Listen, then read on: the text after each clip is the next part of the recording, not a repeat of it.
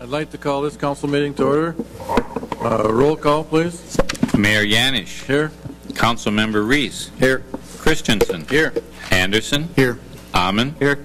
Johnson. Here. Dockin. Here. Fagerly. Here. DeBleek. Here.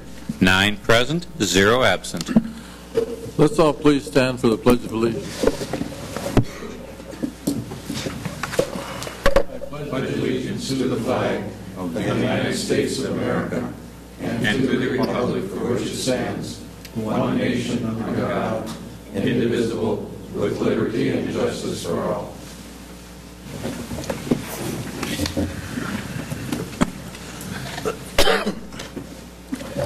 Moving on, are there any proposed additions or deletions to the agenda?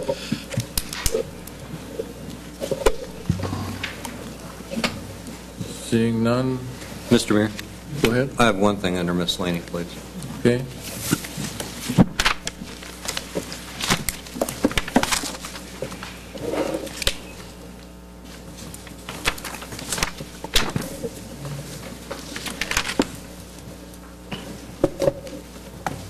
Can we approve and accept the consent items? Move to approve. Second. Motion has been made and seconded to approve the consent items as written. Is there any discussion? Mr. Mayor, just one point of clarification on the consent agenda items. The minutes for the Municipal Utilities Commission, I believe, do include the Utilities Commission budget, and that budget is not going to be actually presented to the City Council until next Monday, the 26th.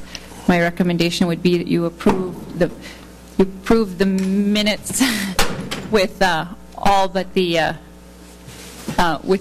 you approve the Municipal Utilities Commission minutes with the exception of their 2013 operating budget, so you have an opportunity to review that on Monday the 26th. Thank you. So we'll approve the consent items with the exception of that item from the Municipal Utilities. That's my recommendation. That is my recommendation, but So move. Second. Motion has been made and seconded. Any discussion on that item? All those in favor say aye. Aye. Those opposed say no. That motion carries.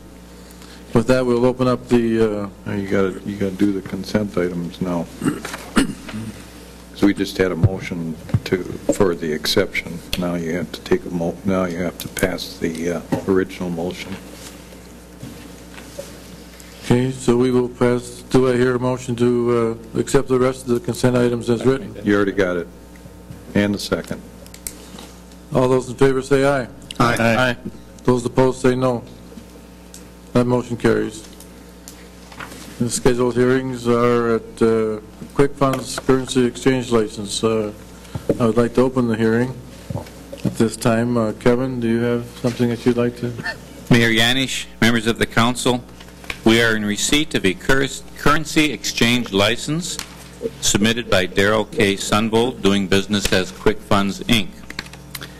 And pursuant to the license from the state of Minnesota, we have an opportunity to hold a hearing, take testimony from the public, just to verify that there are no concerns and areas to address. Subsequent to any public testimony, it is staff's recommendation that we approve the license for another full calendar year. So move. Second. We need the testimony. It's a hearing. Yes. Is there anyone to speak at the hearing? Hearing done, I'll close the public hearing. So move. Second. We have a motion and a second. Is there any discussion? A motion to approve the Quick Funds hearing for another year, or the Quick Funds license for another year. All those in favor say aye. Aye. Those opposed say no. That motion carries. Checks, cash, and payable loan currency exchange license. I'd like to open the hearing on that. Kevin, if you'd like to tell us about Mayor that. Yanish, members of the council, we have a similar application submitted by Bennett Ventures, Inc., doing business as checks, cashed, and payday loans. It is staff's recommendation after public testimony also that we approve the license for another calendar year.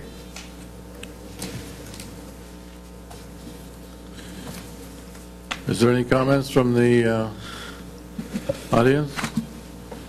Hearing none, I'll close the public hearing. Move to approve. Second. The motion has been made and seconded to approve the checks, cash, and payday loans.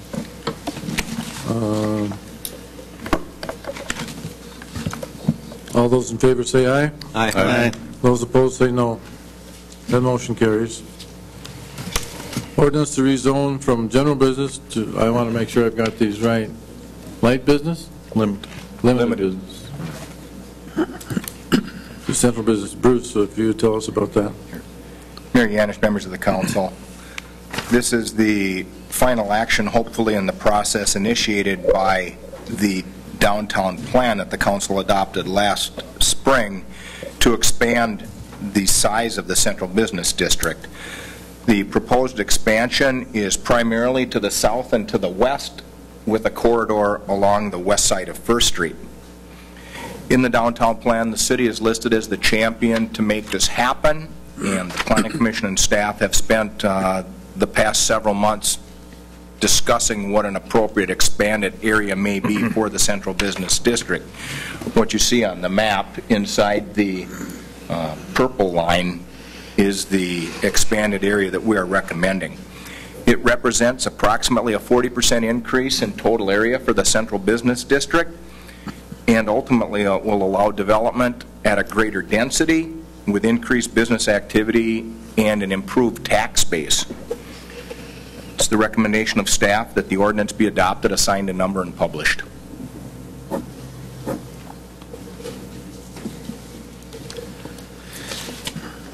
I hear a motion. It's a hearing, testimony. Public hearing. Is there any input from the audience on this issue? Hearing none, I'll close the public hearing. Move to approve. Second. Motion has been made and seconded to approve the ordinance adopted, the ordinance be adopted, assign a number, and published. Roll call. Question. Councilmember Reese. Aye. Christensen. Aye. Anderson. Aye. Amon. Aye. Johnson. Aye. Dockin. Aye. Fagerly. Aye. DeBleek. Aye. 8 ayes, 0 nays. That motion carries.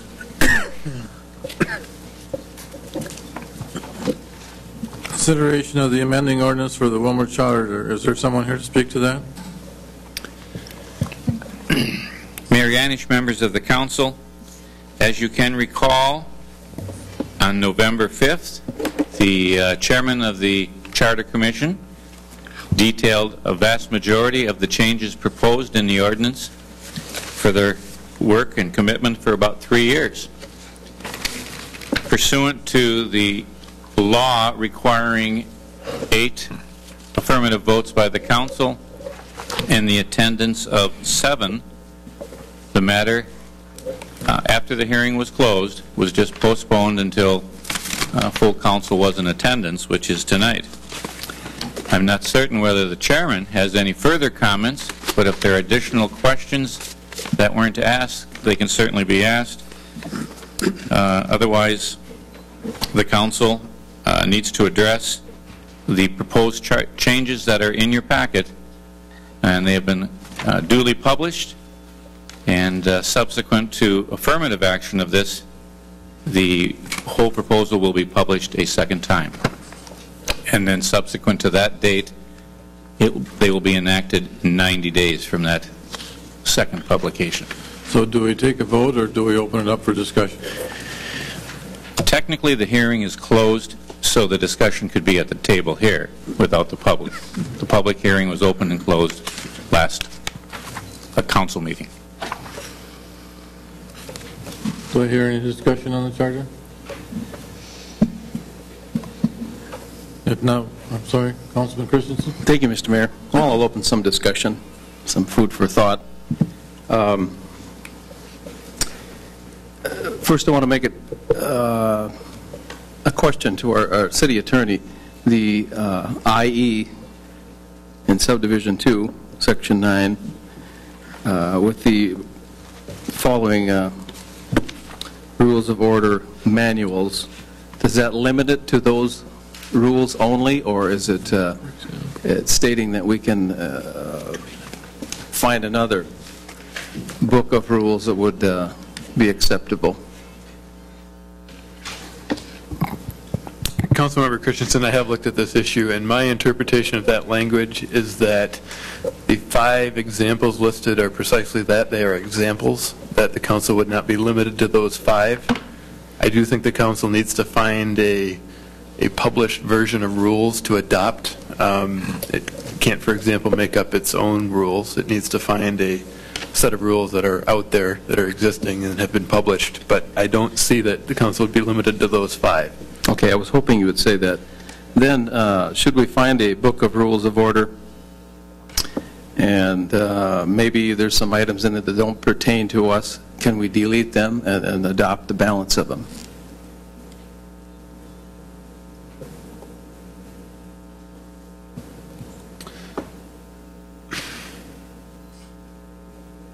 I refer to the mayoral's book of rules. It was, I believe it was it the League of Minnesota Cities that came up with that? Yes. A lot of the items in there refer to statutory cities of which we are not. Correct. So they wouldn't apply to us. Is that correct? Yeah, I don't see that issue is specifically addressed by the language in this proposed charter. My opinion would be that, for example, the example you just provided, of course the council could adopt that mayor's manual set of parliamentary rules, with the exception of those that pertain only to statutory cities. Okay. Thank you on that. And then one other concern I guess I have is the last sentence in that subdivision 2, which says the rules adopted by the City Council are applicable to all commissions, boards, and committees. Is that going to bind their hands, or is that good? I'm asking the rest of the council that. Is it something, should they have to abide by those same rules and be formal using parliamentary rules at each of their commission and board meetings? I mean, that would be all of them, I'm assuming, the Planning Commission, the MUC, and the balance of. Is that smart to have that in there? I'm just asking the question, because it could weigh them down, tie their hands, or if you know what I mean. Is that good to be in this our Constitution charter? Any comments? Councilman DeBlee? Well, I know every rules are part of everybody's daily life, and anytime you go to a meeting or have a meeting where a number of people get together, there's some type of rules that are laid out you need to follow. Rules are not always bad. I think they're good in a lot of cases, because you have the way Robert's rules or any other rules are set up there so that the minority has a voice as well as the majority. Benefits both sides. So I think the Charter Commission has done a good job researching this. They put a lot of time and effort into it. And I think it's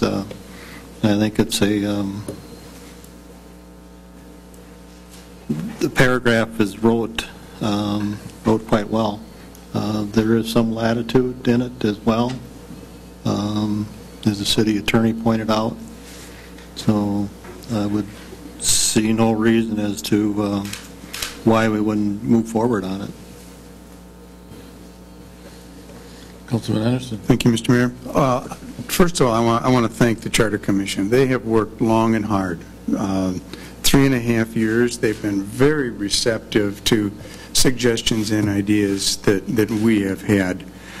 So we want to thank them for that. And to answer the question, should we have this for all of the bodies and commissions that are part of the city? Definitely we should. I mean, it adds a level of professionalism, organization.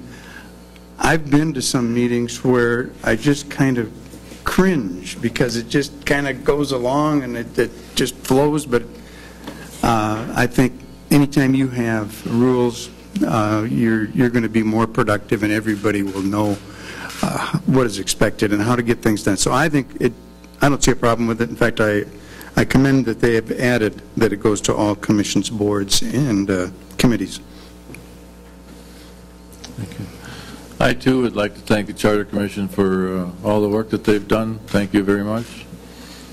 But in the end, who makes that final decision as to which rules of order, if it were voted?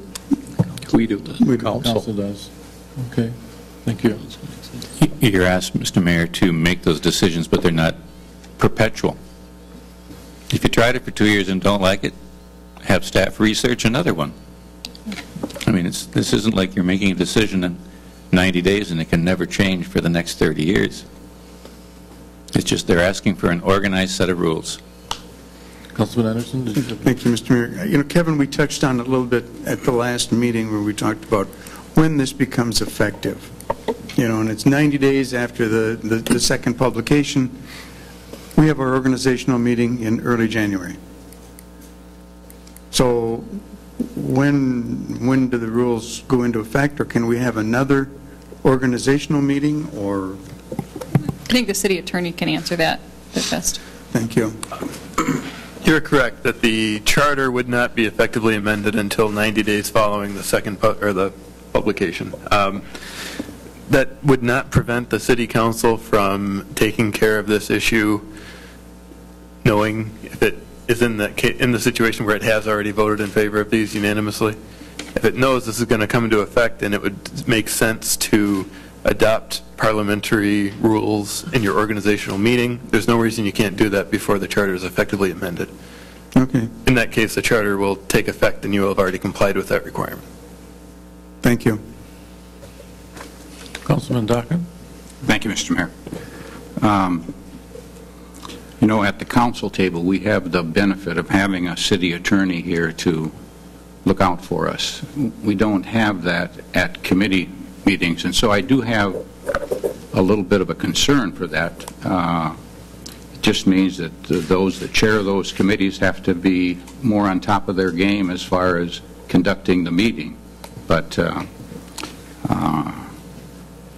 I think rules need to be in place. Thank you.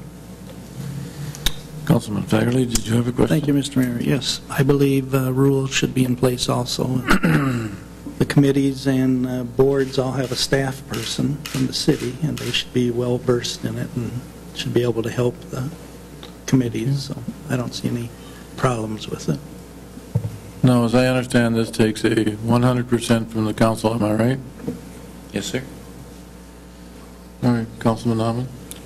I also want to commend the Charter Commission on their due diligence work. You coined your phrase, Jim. You know, this is a book, but it's almost like the Bible of our city, and every resident, if they really want to understand our city, should be part of that and maybe get to read it. It's available. I agree with the proceedings of Robert's Rules of Order or some form of order. Quite frankly, we have been following a set of procedures or rules in general. I think I might call them Ole Reynolds Rules of Order, which was taught to me years ago, and I think it's been quite evident that we haven't really changed from those rules, and with the guidance of Kevin Halley. So it isn't like we haven't had a set of rules. We have, but it's not been written, and for that reason we need to do our homework, and the Charter Commission has done it for us, and I think we should approve them, as long as we have leniency and in some form or fashion and a joint consensus on how we're going to get things done. I think I want to thank the Charter Commission for my idea of giving that choice to us rather than you deciding for us which rules of order to follow, because that gives us some leniency between all of us to have an input on that. My concern also is that when we are doing it through, and I mentioned this at the previous meeting too, is that my concern is you know, how we're going to educate the people, meaning all the people that are involved in these boards and commissions, on how to do the proper rules of order. And this might take some training, and that's staff says that we're throwing another one at you if this goes through, which I think it will. but I think it's a long time overdue. Yeah, I think that is, I mean, Councilmember Alman, if whatever rules the council adopts if this goes through and the council adopts a set of rules, then yes, staff will have to do some training with at a minimum, the board chair people and vice chair people to train them and such, if not with the full members. That's great. Councilman Christensen, did you have another question? I sure do. Thank you, Mr. Mayor. I'm not opposed to rules of order, maybe Robert's Rules of Order I am, but the reason for my concern is many things can be done outside of this with a policy or an ordinance. A policy or an ordinance only takes a 5-3 vote. It doesn't take 8-0. This is in our charter for good until the commission decides to change it, if they ever should decide to change it. Now, I like the idea that we can try one for 1 year or 2 years and then throw it out and try another one. I mean, the council has that option. And guess what? It only takes a 5-3 vote to do that. So if we don't like one particular one, we can toss it out.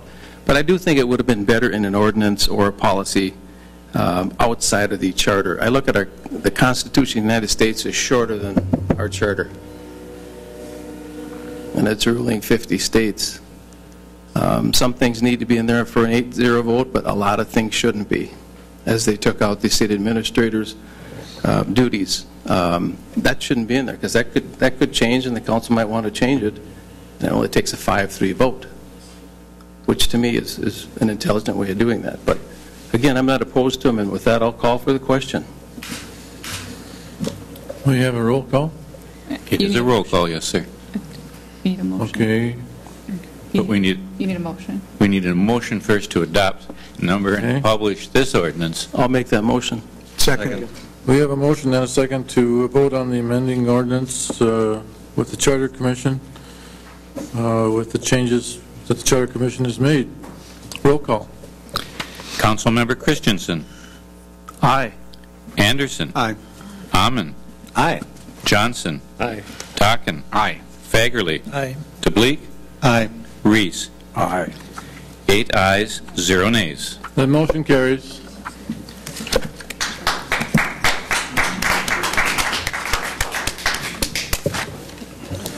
At this point, we'll go into the Willmar City Council open forum. Are there any?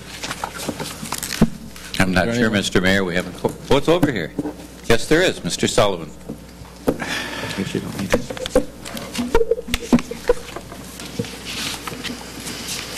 John, your name and address, please.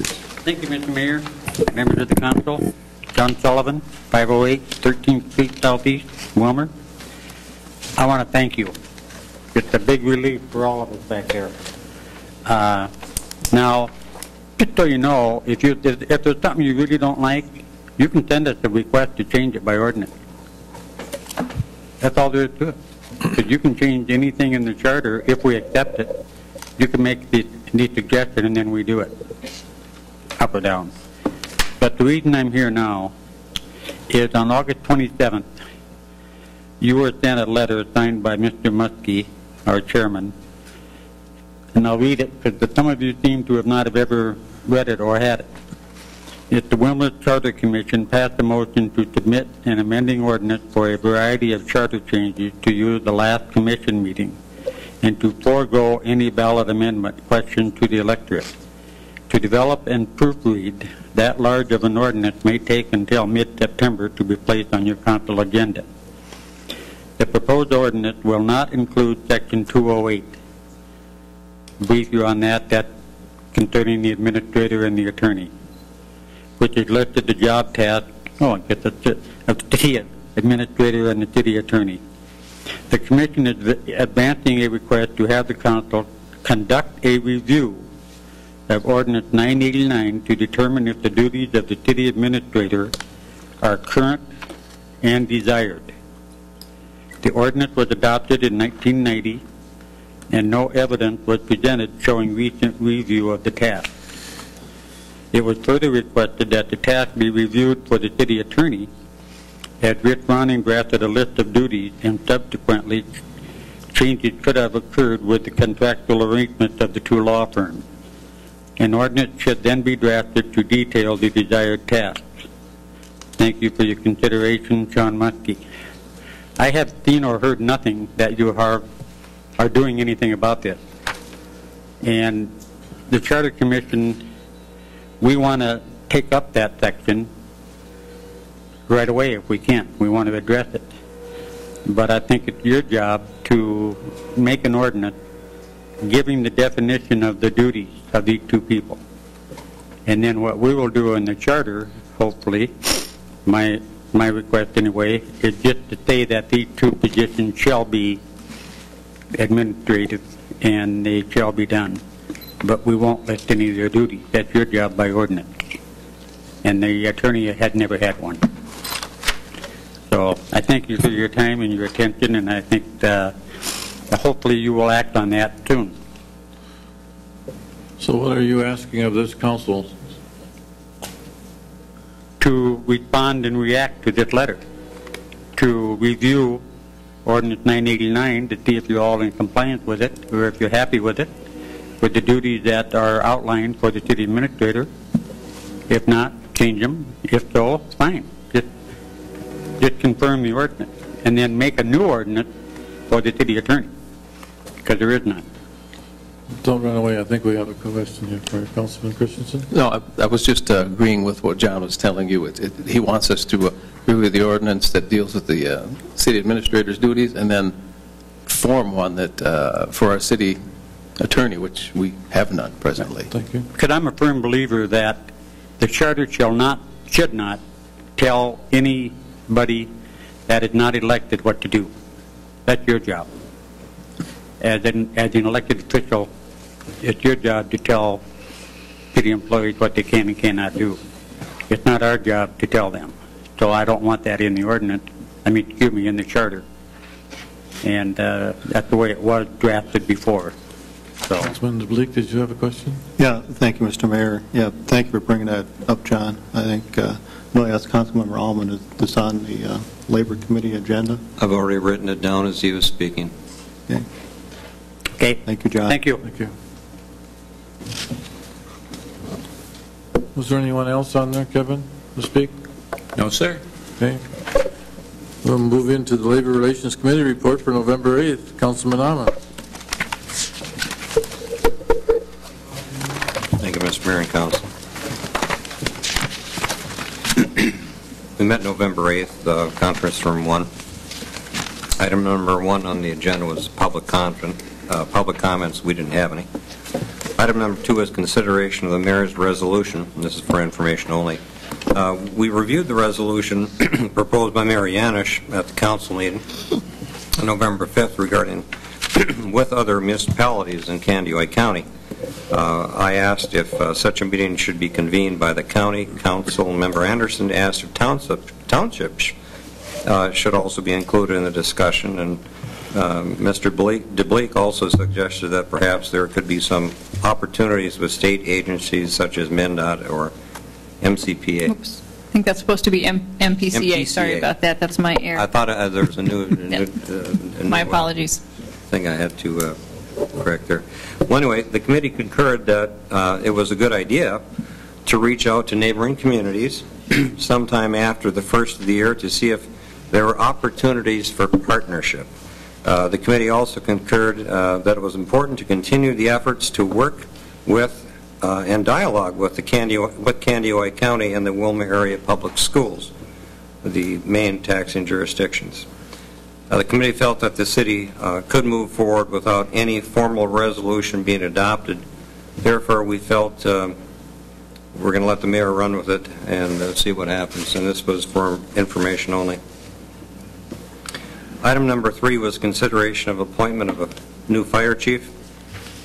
Ms. Stevens informed the committee that 5 candidates had been interviewed for the position of fire chief, fire marshal for the city of Willmar. Ms. Stevens stated that the panel conducting the interviews included the city administrator, the police chief, director of ambulance, Willmar Ambulance Service, firefighters from the department, and a recently retired fire chief from Alexandria. Ms. Stevens stated that the city had received over 30 applicants, and the applicant pool was very strong.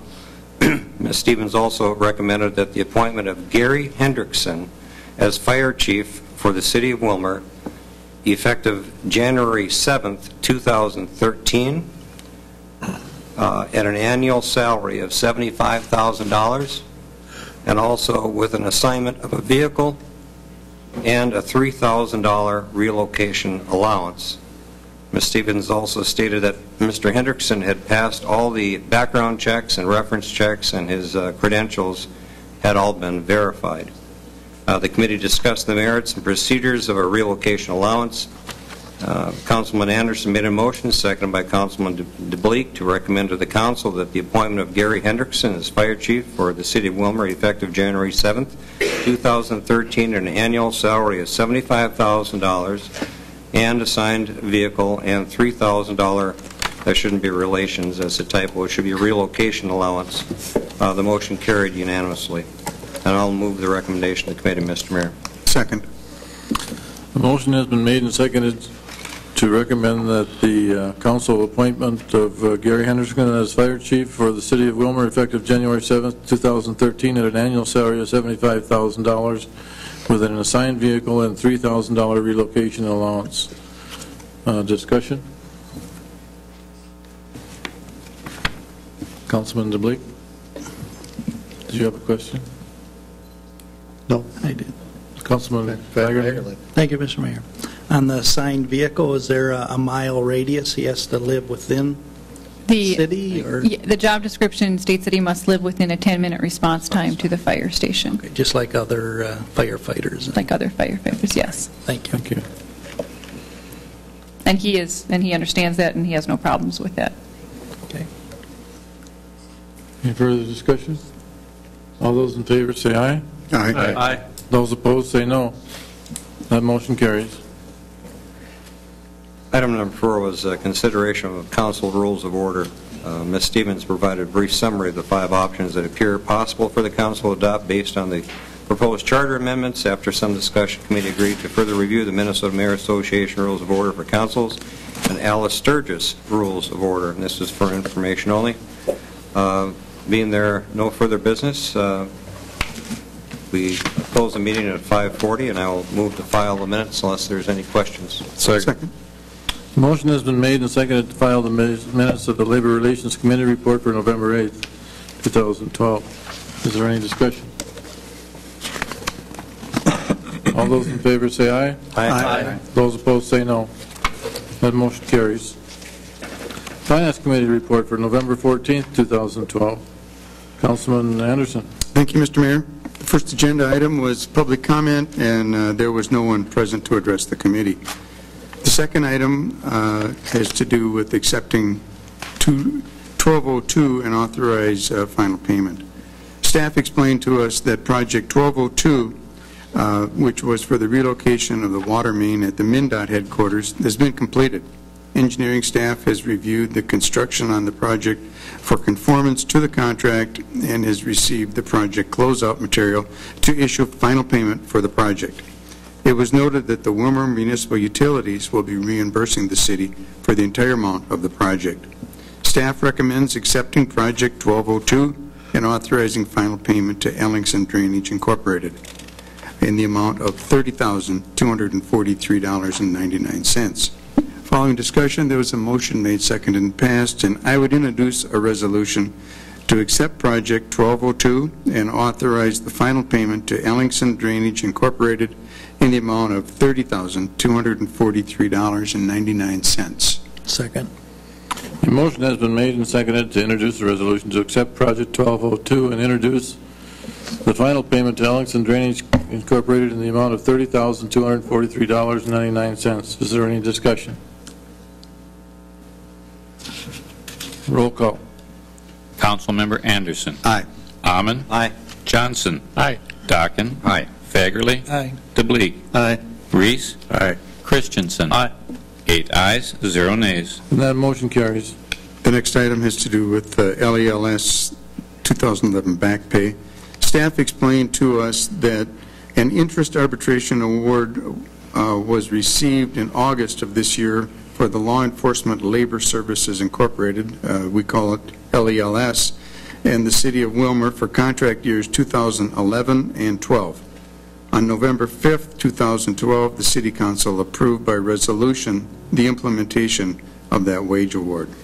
As a result, the 2012 budget needs to be adjusted for the 2011 portion of wages and overtime in the amount of $22,538.19, and staff is recommending appropriating this amount from uncompensated absences fund balance to 2012 non-departmental wages overtime expenses.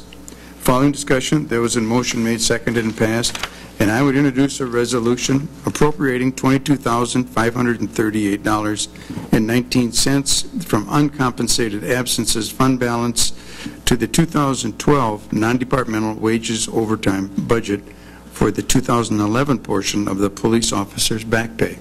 Second.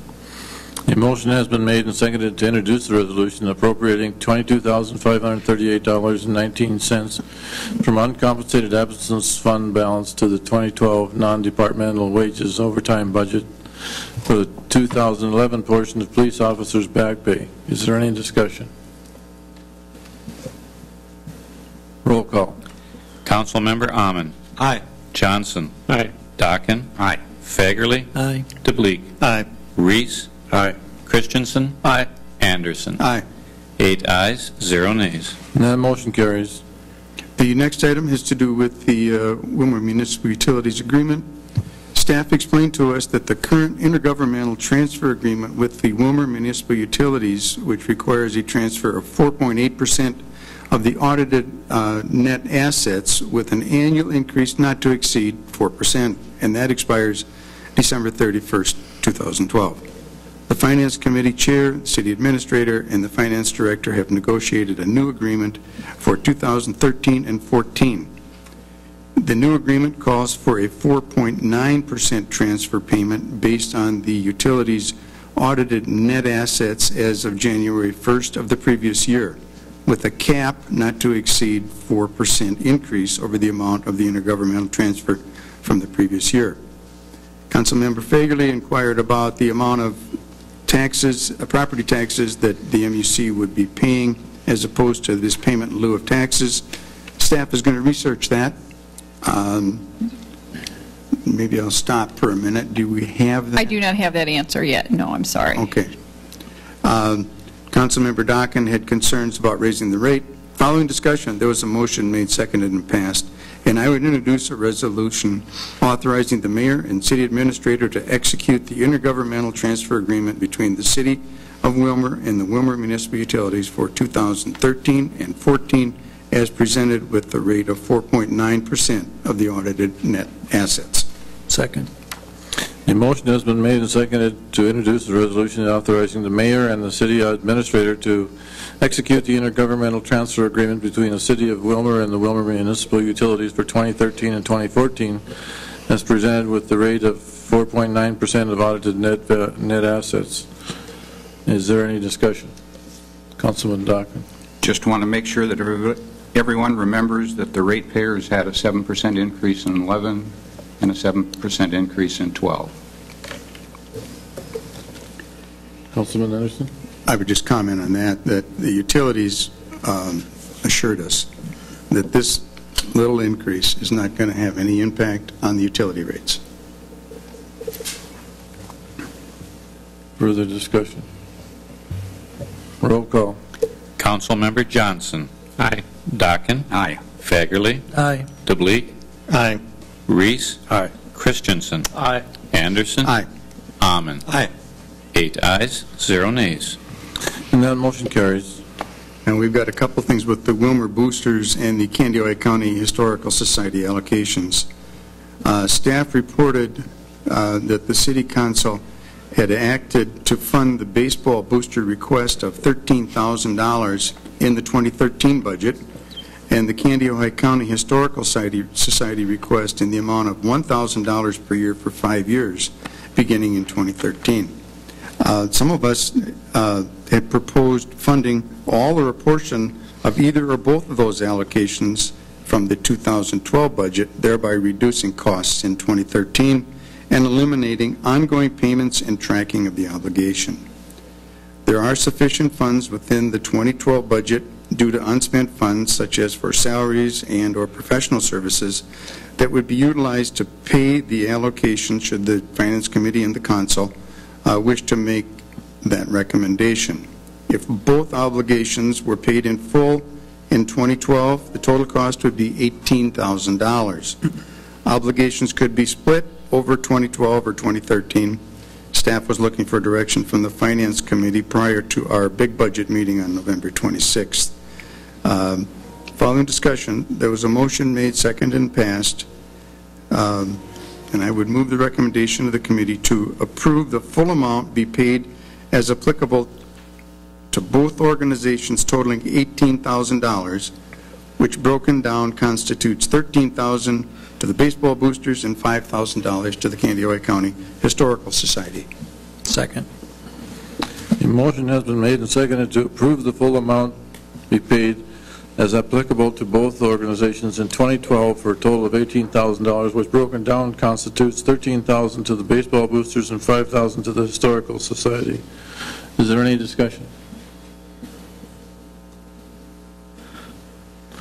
I have a question, to Mr. Okens.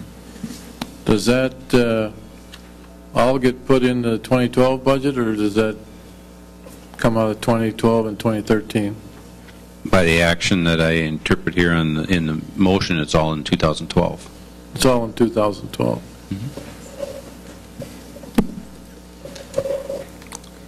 Any further discussion? All those in favor say aye. Aye. Those opposed say no. That motion carries. The next item has to do with Public Improvement Revolving Fund possible consolidation. Staff explained that the Public Improvement Revolving Fund was originally established many years ago with the intent to temporarily finance projects until such time as bond financing could be completed for the applicable project.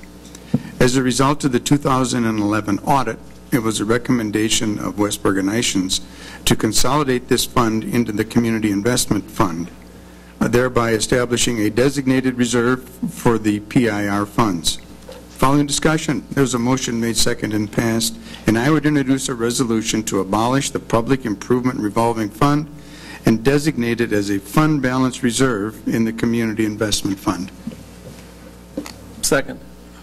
A motion has been made and seconded to introduce a resolution to abolish the Public Improvement Revolving Fund and designate it as a fund balance reserve in the Community Investment Fund. Is there any discussion? Roll call. Councilmember Dockin. Aye. Fagerly. Aye. DeBleek. Aye. Reese. Aye. Christensen. Aye. Anderson. Aye. Amon. Aye. Johnson. Aye. 8 ayes, 0 nays. That motion carries. Our next item was some reports. We reviewed reports for October 31st, 2012, local option sales tax, CVB, and RAC 8. That was for information only. The next item talked about future agenda items. Future agenda items for the Finance Committee meeting on November 26th, 2012. That's going to be at 4 o'clock. That's for all of us. It's going to be here, and that's when we finalize the budget. Rice and MUC will also present their budgets at that time. Other future agenda items include fund balance discussion. A reminder that there was a council work session at 6 o'clock today. I guess we all made that. That was for information only. We had a couple items under miscellany. One has to do with the senior citizen deferment collections. Staff requested direction from the committee regarding the 2 parcels with unpaid senior citizen deferments that the council previously voted for collection. There were concerns whether to send a notice now to each property owner that the deferments are due and payable, or if the real estate tax statement sent in 2013 was adequate notice.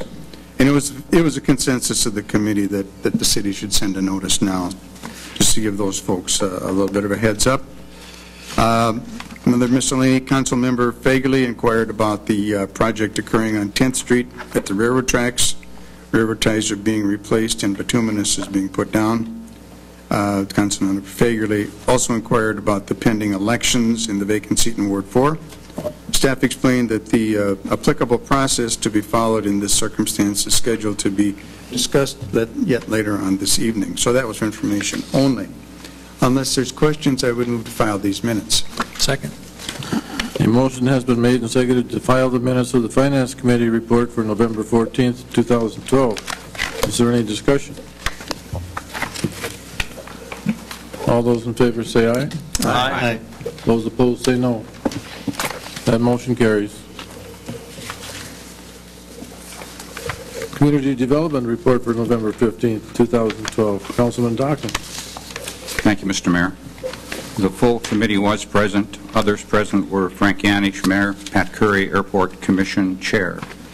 Item number 1 was public comments, and there were no public comments. Item number 2 is former airport compliance, and this was for information only. I had sent the committee a memo of understanding on November 15th stating that the official date that the Willmar Airport was placed in non-compliance was October 9th, 2009. Therefore, the airport could not use any of the entitlement money they had available for 2010, 11, 12, and now 13. Each fiscal year, October 1st through September 30th, an airport like Willmar's airport receives $150,000 in entitlements. They can either use the money for airport-related projects or bank the money for future projects. They can only save entitlements for 3 years before the funds expired. When the Willmar Airport was placed in non-compliance, they had money in their account. These funds started expiring in 2011. So the committee discussed the compliance issues at the new airport relative to the FAA's entitlement. Staff presented an update on the status of efforts to achieve compliance. The compliance issues are focused on easement grants in the course of the land acquisition process. They didn't become an issue until several years ago after the airport opened. Staff continues to work closely with the property owners and the FAA to bring about a resolution to this matter. Staff also provided information on the city's entitlement payments and the fact that expenditures and additions to the city's entitlement funds have been frozen by the FAA. Pat Curry, Chair of the Airport Commission, asked about future entitlements. Mr. Curry talked about a recent process to select a firm to oversee operations at the new airport. Councilmember Amon suggested that the city be involved in all RFP processes. Councilmember DeBleek disagreed, stating it should be a staff function. And Mr. Mayor, I want to thank you for your efforts over the last couple of years to get this situation resolved. We did, in fact, lose $102,000 in 2011, and in 2012 we've lost $150,000. So that's $252,000 in use of funds at our airport.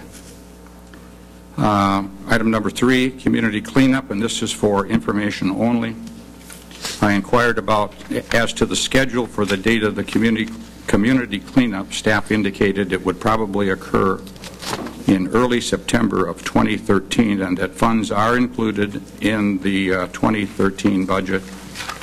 And I would assume, Mr. Mayor, that you do want to contact General Nash and see if his folks at the National Guard would be available to help. It would be my opinion that we do that right away as soon as possible. Okay.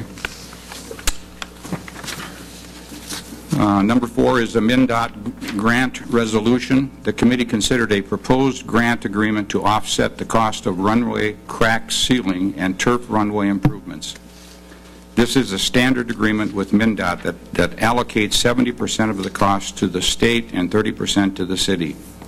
The projects were previously approved for construction by the council. A motion was made by Councilmember Amon, seconded by Councilmember DeBleek, and passed for the following: that the council adopt a resolution accepting the funds and authorizing the city administrator and mayor to execute the agreement.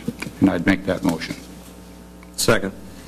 A motion has been made and seconded to adopt the resolution accepting the funds and authorizing the city administrator and the mayor to execute the grant agreement. Is there any discussion?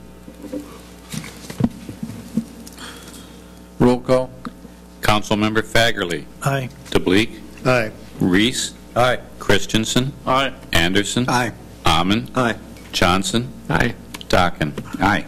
8 ayes, 0 nays. And that motion carries.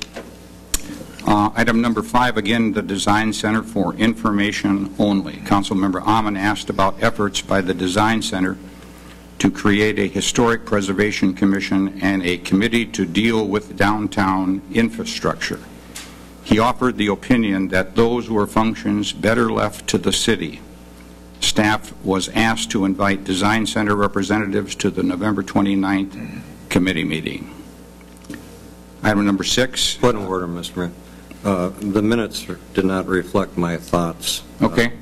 When I listened to the meeting, my opinion was that we should be involved in the process and be informed as to what they are trying to accomplish, so that we're not surprised with the results when they're handed to us by the Design Center, and that we be part of that group in the process, or be informed, and that's the reason for the meeting. So are you recommending that these minutes be amended? Yes. Does that take a motion to amend? I think you can do that. I think you can do that when you go to approve them at the end, is to just a motion that they be accepted as amended, and that would be sufficient. Okay. Would you give them the words you want, Steve? I'll try to repeat it. Write it down. I think the clerk has it. Okay, item number 6 is the 2040 plan, and it's got some motions. Councilmember Amon expressed concern over how the planning process was proposed to be funded because Willmar taxpayers are part of the county and the EDC. He offered the opinion there was a disproportionate burden placed on city taxpayers. Councilmember Amon recommended that the council rescind the Chamber of Commerce's contribution so that a better strategy can be developed for the use of the money. And there are 2 motions. Motion number 1 is motion was made by Councilmember Amon, seconded by Councilmember Christensen, and passed for the following. That the council rescind the payment made to the Chamber of Commerce for the 2040 planning process and repay it to the general fund. Also, that the matter of developing a policy on contributions to outside non-governmental organizations be referred to the Finance Committee, and I'll make that motion. Second. A motion has been made and seconded that the council rescind the payment made to the Chamber of Commerce for the 2040 planning process and repay it to the general fund. Also, that the matter of developing a policy on contributions to outside non-governmental organizations be referred to the Finance Committee. Any discussion? Mr. Mayor? Councilman? The intent of this was, first of all, I want to make this clear, was not to throw away the 2040 plan.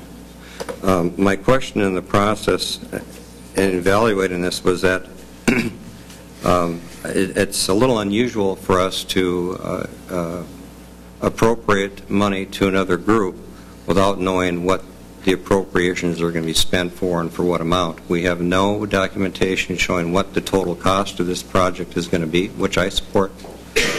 But there's nothing showing what the cost breakdown is going to be. Neither I don't believe anybody has seen that. I don't know where it's presented, and to come up with these funds and ask us for it, it's just doing our homework. I look at this as just a way of saying we are looking after the funds of the city, and that also I don't believe it's right that that city government give money to an outside special interest group, regardless of who it is, without due documentations and contracts or something formal. My overall thought is that this money should be handled just like we handle the Convention and Visitors Bureau. The Chamber of Commerce has their own employee there that is paid for out of the tax dollars, and that the funds that are the money that is requested to pay the bills that come in are received and given to our finance director, and it's managed for the city of Willmar's monies or accounts. And I think that would be more appropriate in this case. Until we find out or define this, I don't think it's really, it just needs a little cleaning up, is what I'm saying. It's not saying that we are doing anything wrong, but I would like to see it clarified so that we have a policy on it, so we don't have to deal with this question of potential mistrust or misunderstanding with any group. It would just help define things better. That's the intent of the motion. Thank you. I have a question for the finance director.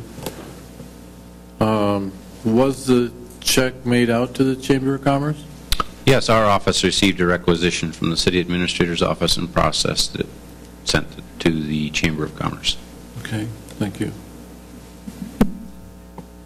Councilman Anderson. I remember when we did this, I didn't have time, I didn't get back until late this afternoon. I think that our motion might have said to fund that and fund it out of the 2012 funds. So I'm not positive that, but that's what's ringing true in my head, is that we said pay for it and get it paid for by the end of the year. The motion, Councilmember Anderson, if made, that there was direction to, the request was for $5,000 in funding to support the Vision 2040 plan, and the council directed that to be funded half out of 2012, so $2,500, and then half out of the 2013 budget, rather than all out of the 2013 budget, even though the expenditures would occur in 2013. But if I may say that it was paid in full, was it not? The $2,500 was paid. The 2012 allocation was paid. The remaining $2,500 has not been paid and will not be paid until a 2013 budget is adopted. Did that? Mr. Mayor, members of the council, the full $5,000 was on the requisition. $2,500 was charged to 2012, and $2,500 was charged to the 2013 as a prepayment. So the check written was for $5,000? Correct. Yep. Councilman Well, my point again is here, we're paying for something for what we've seen as service. It's like, Frank, if I go in and say, need some tires put on my vehicle, and I come back and you put on the most expensive pair, and I'm saying, wait a minute, how did that happen? I didn't approve that. And this is somewhat the same thing. We don't know what the exact costs are with this, and we just want a breakdown of what it's going to be, and we really haven't gotten to that point of understanding what we're really going to do as a group to conduct the 2040 plan, and a budget has not been established for that yet. For that reason, I think we're premature in the payment. We're also premature in we're not really following due diligence, again, Mr. Dawkin, on spending the taxpayers' money without due documentation. I'd like to ask the city attorney, is all this legal? Can we do this? Mr. Mayor, the city is authorized to fund organizations such as the Chamber of Commerce, so I don't see any legal issues with the payment. No, but I mean, can it be rescinded? I think we can certainly request. Exactly. I'm sorry? You can certainly try. I don't see any prohibition on the city taking this action. Okay. Councilman, did you have a question? Councilmember Anderson, Finance Chair. What are we doing? I'm totally confused. I see nothing in here that enlightens me in any way. I don't understand this. We had two representatives that were here, and we probably had a half an hour or better discussion where I thought it was all vetted and we're ready to go. Now, all of a sudden, we're going to unfund it? We're not making one bit of sense, at least not to me. This is nonsense. Councilman, I would just like to make a point in response to what you said. Have you ever heard of making a mistake? Certainly. But if you'll remember, we had a lengthy discussion, I'm a huge advocate of this Vision 2040. I look at the benefits we've gotten from 2020. Why would we not Why?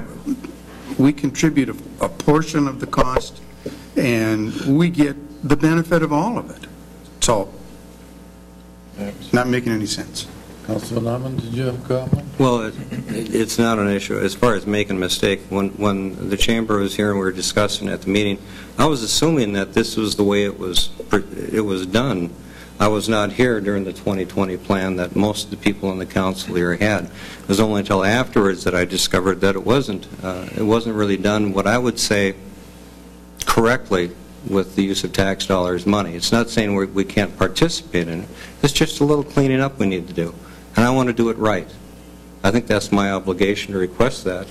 Whether you agree with it or not is your opinion, but if we are to be managing the money of the public, we should be managing the money of the public and have policy for those type of acquisitions. In this case, it's been done before, and it might have been done the same way, but I was not aware of that. And I don't think it's right. I just want to clean it up so that when we deal with these issues again, we can deal with policy rather than opinions. We have a policy in place to deal with these type of situations.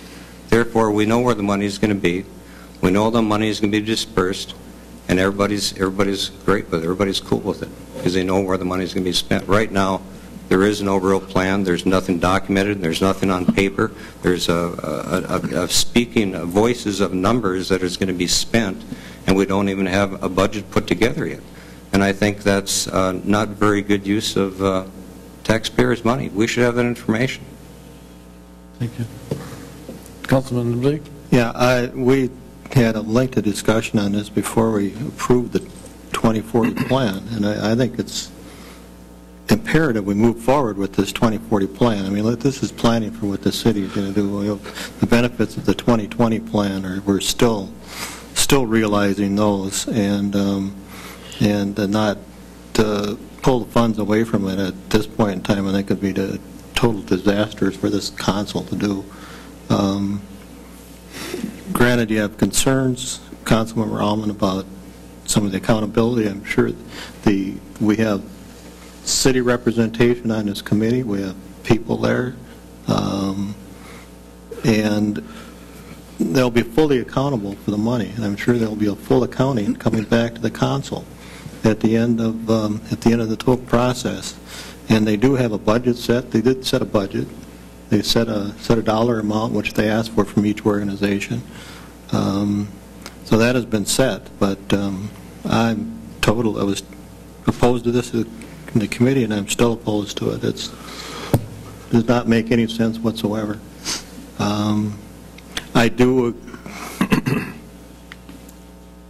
can see your point, Councilman, that we need to have or could have some accounting for it, and for any funds and a policy put together. Maybe that should be a finance committee item if that's your prerogative to move that forward. But I don't see any reason why we're trying to pull back monies from this 2040 plan. And I think the Chamber, for one, was the one organization that stepped up to kind of do the accounting and taken over some of the accounting and administrative functions for the 2040 plan, rather than having the city or the county or that fall back onto our administrative people. So I totally disagree with the way this motion is vote or coming about.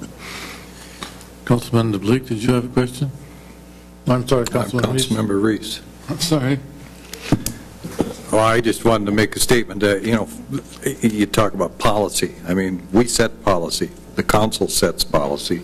The council set the policy after a long discussion and appropriated these funds. Now, if, like Councilmember DeBleek said, if we want an accounting of the funds, I'm sure they'll supply it.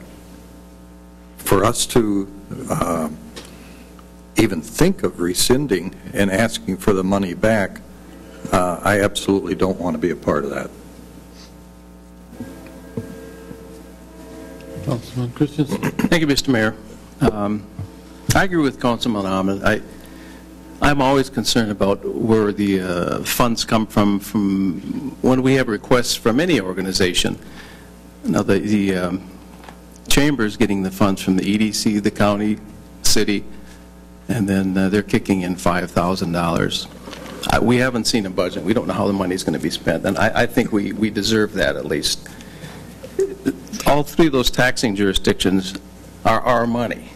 My money goes to the EDC, my money goes to the county, my money goes to the city.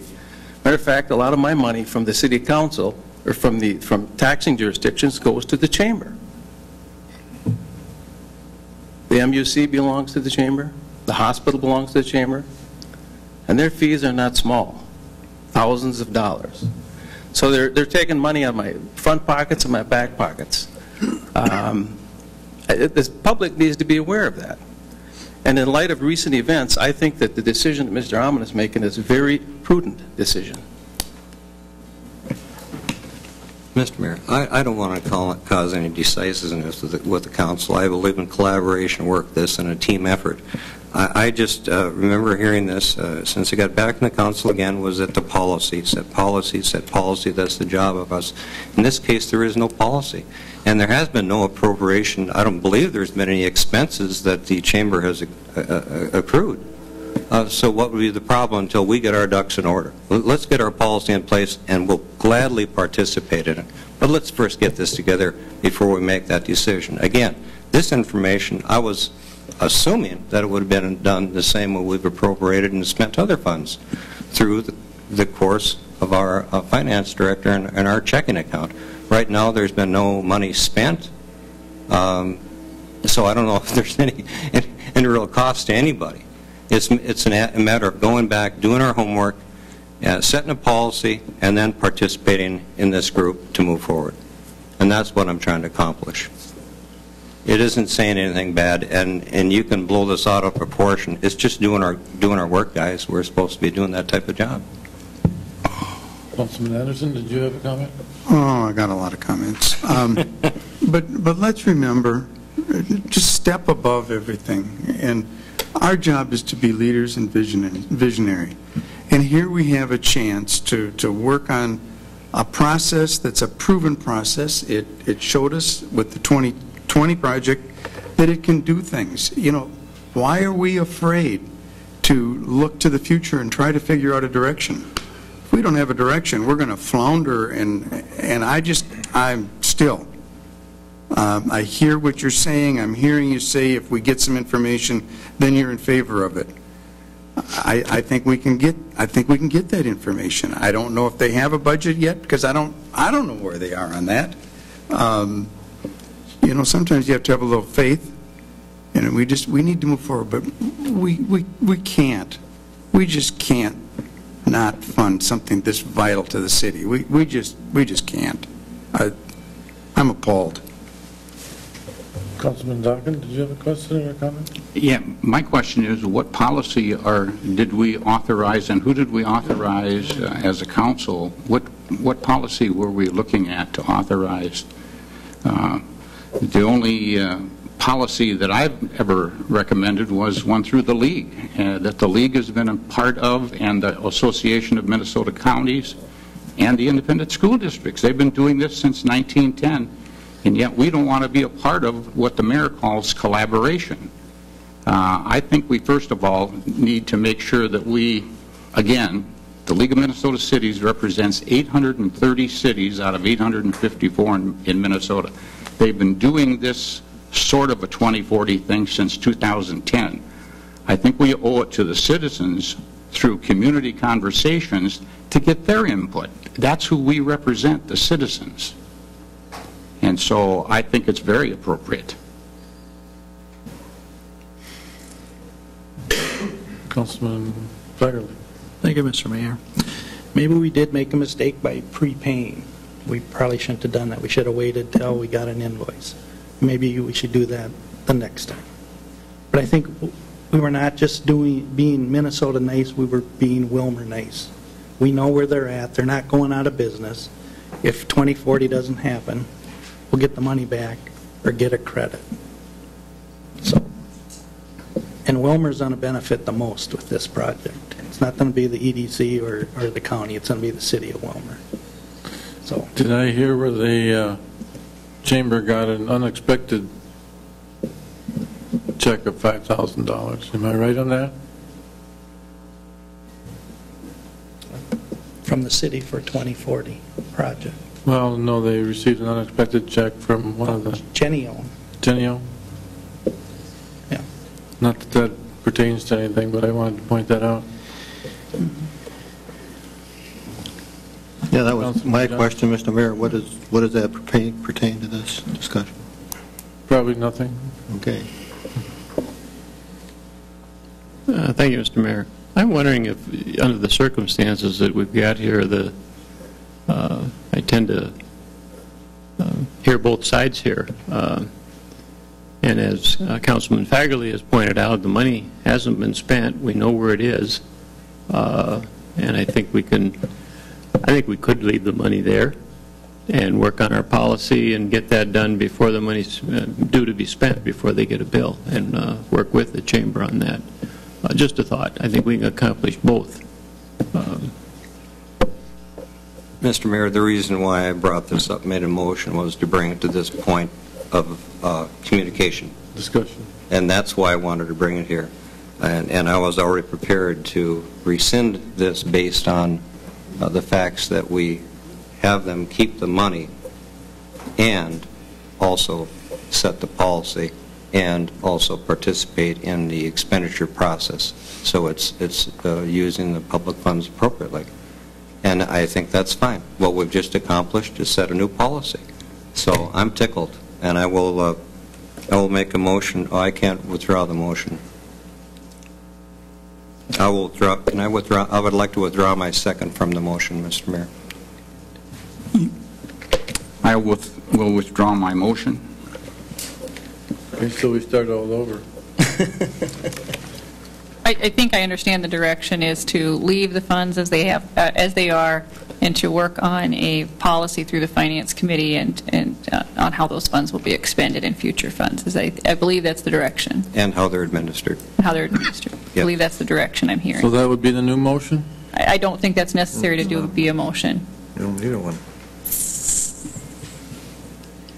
Mr. Mayor? Councilman? Thank you. Just a comment. You brought up some very good points tonight, Stephen. I would like to see their budget, since they did get a check from Genio for $5,000. Now their total is up to $25,000, and I would like to see how and where they're going to spend the money. I would like the council somehow to be involved in, well, Jim's recommendation of the facilitator. Mr. New, in light of, I think they had spoken of another lady from Wisconsin. Somehow we should be involved in this. They've had several meetings, and there's, I don't know, 12 or 16 people on that particular committee, and no elected officials, I believe, are on that committee. So we can't oversee what they're doing, but I would like to see their budget and how they're going to spend the money, and that it's prudent spent. It's just taxpayer dollars. So I would make that request that we see some kind of a budget shortly after 2013 commences. Okay, what kind of a motion do we have on the table? I don't think you have a motion. I think you have one. a couple of requests. I understand the Councilmember Christensen's request, and I can make that. I think as far as having somebody participate on the steering team, I think they have made that offer that if the City Council wants to designate a council person to participate, they'd be happy to have someone.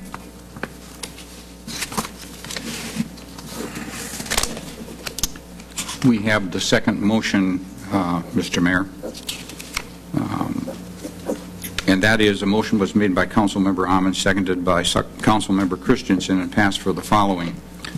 Recommendation that the council reconsider participation in the 2040 planning process and request that the chamber representative appear at a future council meeting to discuss alternatives to the process. And I would make that motion.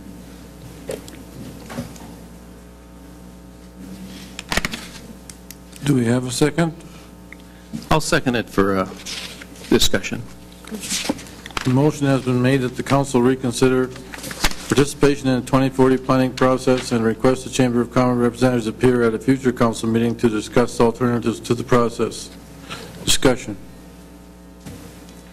Councilman Christian. Thank you, Mr. Mayor. I will take back my second after I've made a comment.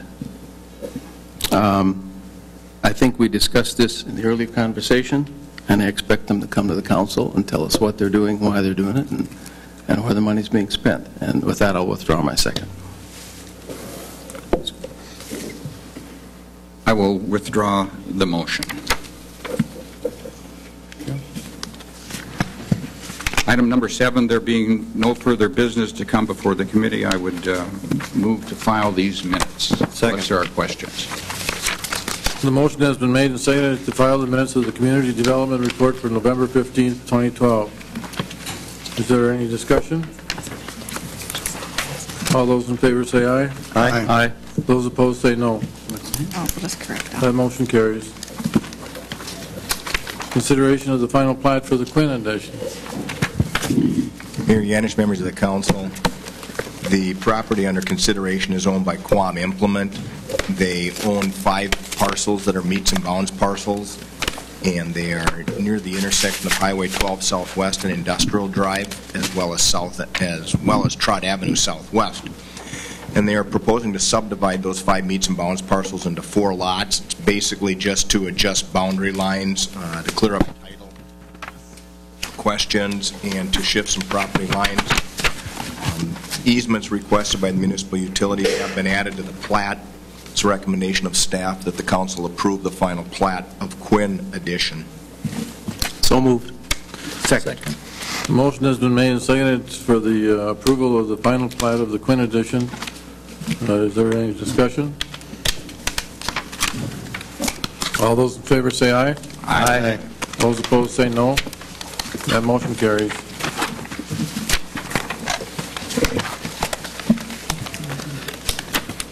We get to the point as to where we accept the resignation of Councilmember Doug Reese in the 4th Ward. Second.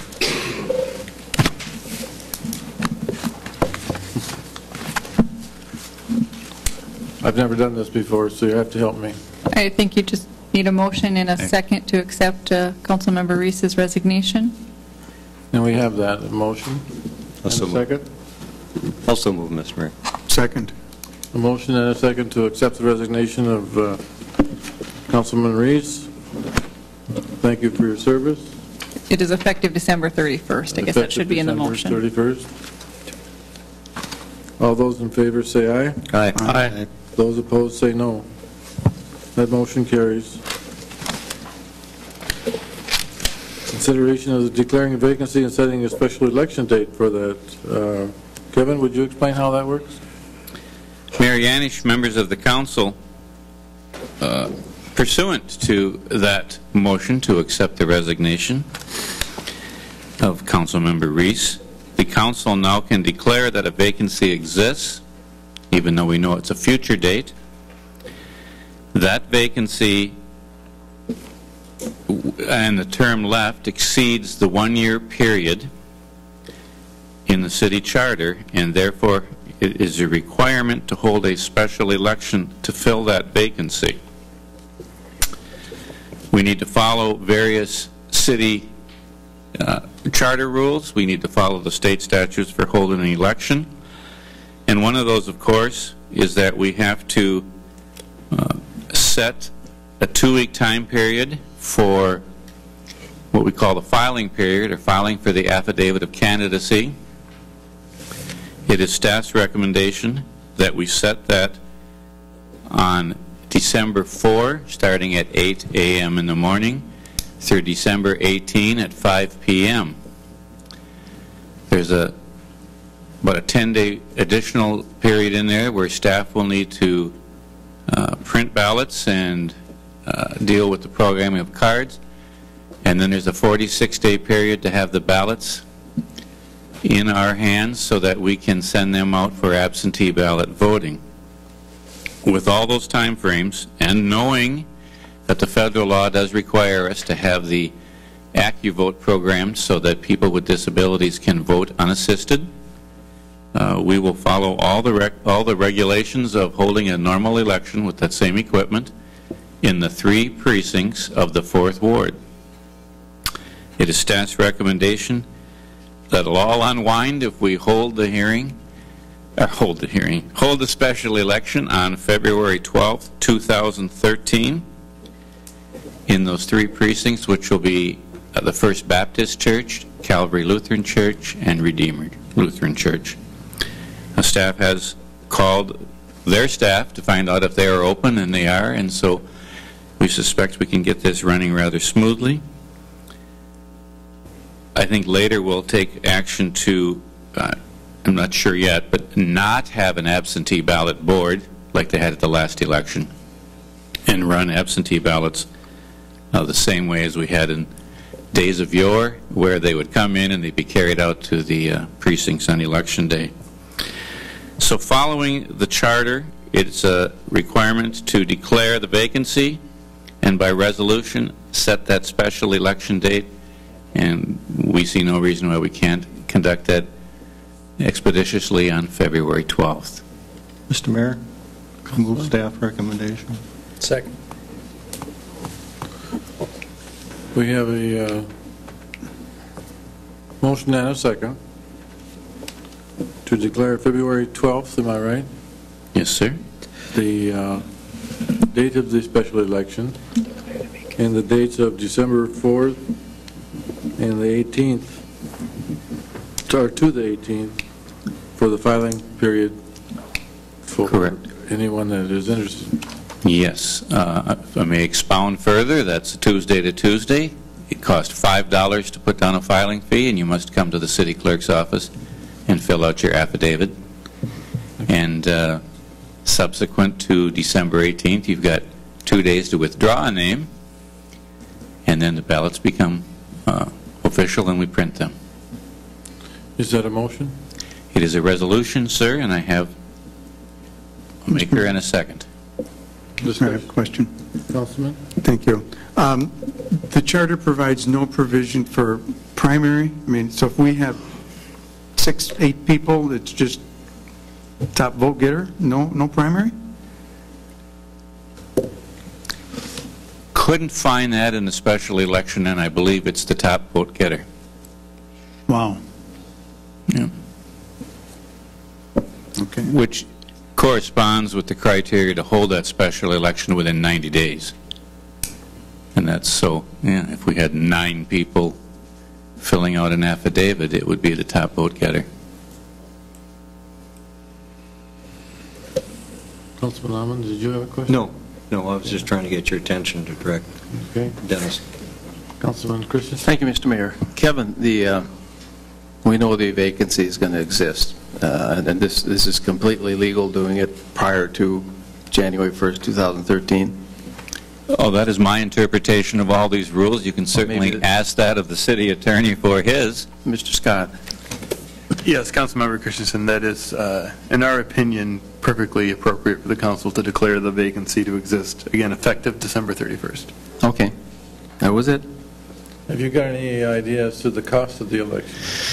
Well, I have an estimate, sir, and after this action, it'd be the recommendation to refer the matter to the Finance Committee to set the budget. It's very vague of looking at all the charges received from Mark Thompson, the county auditor, on the county cost, borne 100% by the city, both for the AutoMark programming card, the M100 card, the 28 cents per stock ballot, and we're going to have a little difficult time with pure interpretation of state rule, because if I would print ballots at 115% of the last election, that's a presidential election. I'd have mountains of extra ballots from what we'd anticipate from past experiences of what will happen on this special election. If we had 2,200 votes at the general election in Ward 4, you could probably look at 400 to 500 coming out. So we're still dealing with that issue. It's not likely the city clerk will tell you we're not going to comply with the state law, but we're going to fudge a little bit, I think, here, and not waste a lot of taxpayer money. We did anticipate the special election, and we did include funds in the 2013 budget. We did, because Councilmember Reese was unopposed for the county commission seat, so we anticipated that there would be a special election in 2013.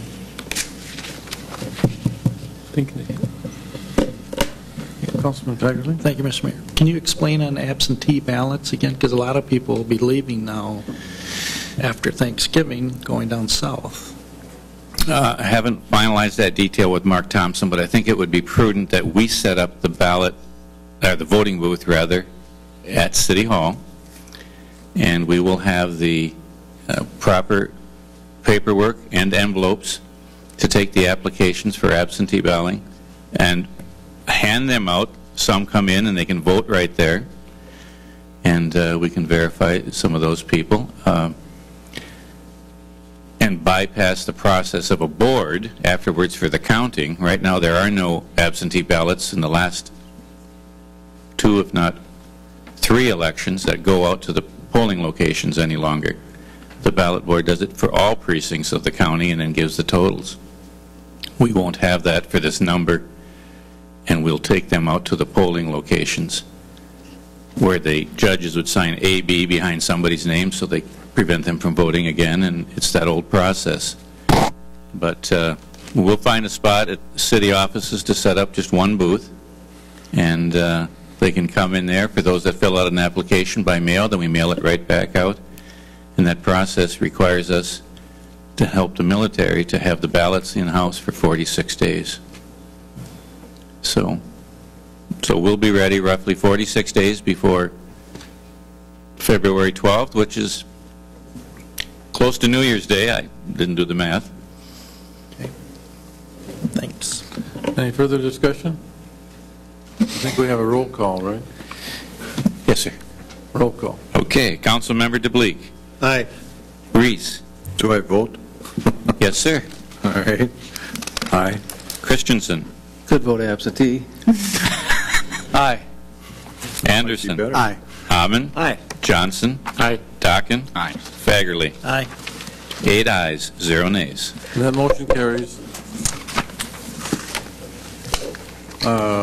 Announcement of the council meeting dates. Councilman Amon?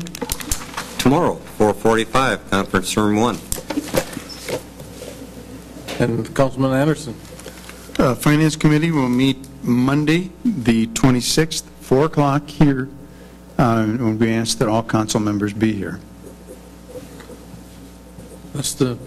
Do we need to start earlier than 4 o'clock? I mean, if we... Well, we backed it from 4:45 to 4. We do have some folks, that work, and it's a little bit of a burden there. So I think we'll be done in 3 or 4 hours. Councilman Reese? Public Works Safety, the 27th, Tuesday, the 27th, 4:45. And Councilman Dockin? I would assume it's the 29th. That's Thursday, right? Yes. 29th, 4:45, conference room number 1. Okay, now we get into miscellany, and I understand, Councilman Amon, would you like to say something? Just briefly, we brainstorm on all types of different events, and the only way I can publicly speak regarding the issue is to bring it up in front of all of you rather than individually and violate the open meeting law and get discussion going. So we have to do some of the things publicly. But my thought is, it's just a thought. I don't want to take too much time. I'm just throwing this out there for thought and maybe some consideration to have staff evaluate my thought to see if other cities have done that, and that's to consider the City Council to be more well-rounded and better involved in the process of running and operating and collaborating with city staff on our city, to have a change in committee structure on a reorganizational meeting so that we have a revolving we have different people moving around in the committees every once in a while rather than being on there for a long time. And it's not trying to dictate chairmanship, but we could set up those terms of 8 years maximum on one committee with rotating in between. And I just think it would better educate everybody. There's a lot of times that I wish I could be on this committee and have an opinion or that, and we have to sit back and wait for the council meeting. But also, I think it would better educate the council and kind of let us be more involved in all the different divisions. For example, Mid-Minnesota Development Commission, I've been on there for 4 years. I was on for 6 years and vice chairman of that commission back in my earlier years. Maybe it's time for somebody else to be on there. The mayor was on there. Mayor Heitke was on there, I believe, for about 12 or 14 years. You know, sometimes we need to shift things around, and I'm just opening this up to let you know what my thoughts are publicly, to see if there's any way that we can move forward with considering that, and we'll be doing that at a reorganizational meeting. But in the meantime, I wonder if any other cities have adopted that type of a forum where they... I can certainly find out, Councilmember Amon. I mean, there are cities that have various committee structures and workshops and such, and I can certainly do the inquiries and find out what other options are there. That'll be helpful if we can get it before the meeting. And if anyone has such a policy, be happy to do that. That's it, Mr. Mayor. Thank you. Is there any other miscellany? Councilman Reese? Mr. Mayor, the Community Development Committee asked staff to invite the downtown council here, and nobody's asked them anything. They've sat here all night, and I don't know, was there an intent to speak and have them speak? I don't know. But poor people have been sitting here all night listening to us discuss and kind of waiting, I think. Mayor Yanish, the intent of the committee action was to have them come to a committee meeting on the 29th, and that invitation has been extended and accepted by representatives of the Design Center. So they will be at the Community Development Committee meeting on the 29th. As well as this meeting? Yes. Thank you. Thank you for coming. Councilman Christensen? Thank you, Mr. Mayor. I would like to make a motion to direct staff to move this table forward 16 inches. We will certainly look at that. We have problems with these flags every time we have a meeting here, and I think you're able to do it. I'll work with Wes Hump at the utility, see how we can move. It's the challenge we have is you have to move the entire structure, not just the front of it. So, I know. But we will. It's more than... I got a saw, and it'll cut It's the microphone. It's the microphone challenge also. Yeah, well, we will see what we can do to improve that. So it doesn't need a motion. It does not need to, but we will. Before we adjourn, you know, as long as you're here, do you have any comments to make? None? Thank you very much. Motion adjourned. Motion to adjourn. Second. Motion has been made to adjourn and has been seconded. We are adjourned.